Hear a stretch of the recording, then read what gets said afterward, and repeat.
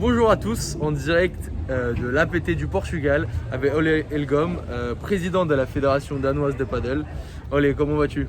Je vais très bien, merci.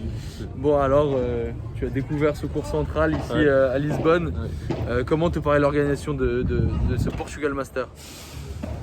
Mais c'est intéressant de voir, ce sont des vraiment bons joueurs. Le Danemark, c'est toujours un pays un peu jeune au niveau de paddle.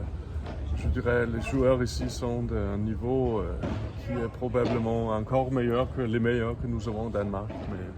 Mais nous travaillons et j'espère que dans quelques années, nous serions capables aussi de jouer dans un niveau tel que impressionnant ici. Alors, est-ce que tu peux me donner quelques chiffres du paddle au Danemark? Avec plaisir.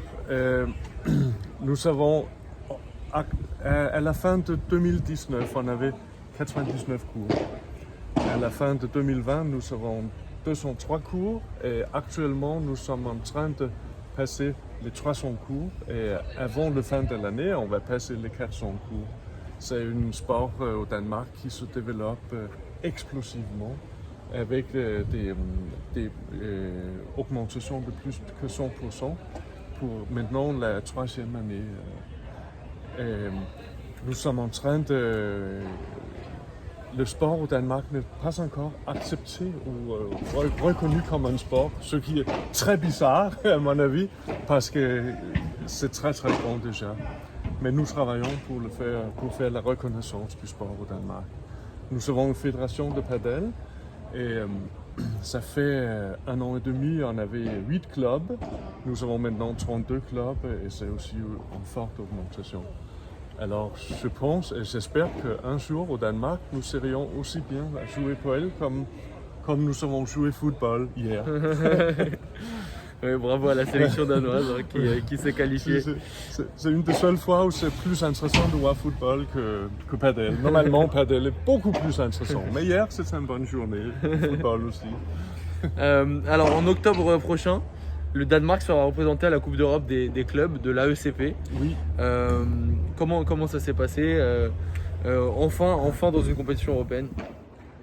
Ça va être très intéressant parce que ça va être la première fois pour nous. Alors on ne sait pas si c'est super intéressant, mais je suis convaincu que ça va être super intéressant et j'espère que ça va être une tradition que nous pourrons développer aussi au Danemark pour reconnaître aussi les autres clubs en Europe. La semaine prochaine également à Malaga, toujours à Marbella, toujours en Andalousie, le Danemark aura sa sélection au championnat d'Europe. C'est correct. Et les femmes vont directement jouer oui, parce que là, il y a seulement 13 pays. Nous avons eu des bonnes femmes, à mon avis. Et les hommes je n'ai pas exactement compris pourquoi, mais nous sommes dans une phase de qualification. Oui, et hier, on a décidé que dans cette phase, on est avec la Suède et l'Autriche. Et la Suède, c'est le meilleur pays en Scandinavie au niveau de paddle. Ils sont quelques années en avant de nous. Alors, malheureusement, on est assez convaincus que nous allons perdre contre la Suède. L'autre côté, j'espère qu'on peut gagner contre l'Autriche parce que si nous gagnerons contre l'Autriche, ça nous permettrait de participer aussi pour les hommes. J'espère que ça serait possible. Ok, bah merci beaucoup Ole, on te souhaite un bon séjour au Portugal et au plaisir de te revoir très bientôt. Merci beaucoup. Merci.